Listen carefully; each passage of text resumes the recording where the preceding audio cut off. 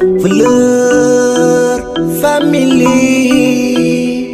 nee naa leen roy dunduroo pire te ku ko mën ak ki koy jéem duñu benn tax ma ni waa Jolof lay laajte ndax pare ngeen dëkk boobu nga xam ne coomo du fa daagu ay ndaanaan yu mag a fa nekk xale yu pare xale yu riche xale yu dégg xale yu am càcc mën bis loolu itam tax ma ni waajal leen bis bu mag bis bu màgg bis bu ñëpp di xaar di samedi le 23 juillet mu fa dëgg ne ma massa ndax macha allah dina ko jar grande soirée sargal waa Jolof di si ànd ak Ahmed Guité Fleur di ndaanaan pire waa man yi ani ndaanaan yi ndax pare ngeen ku pare naa ku parewul pare naa ndax samedi rek le 23 juillet 2022 le grande soirée sargal waa Jolof ak Ahmed Guité Fleur rek dina mel ni mbaxalu pont ndax dinaa sañse sajje ànd ak waa Jolof ñuy ñuqali ca kaw. Woo ma man sama WhatsApp. Woo ma man sama WhatsApp. Xam nga ni man doomu Jolof la. Xam nga ni man doomu Linguère la.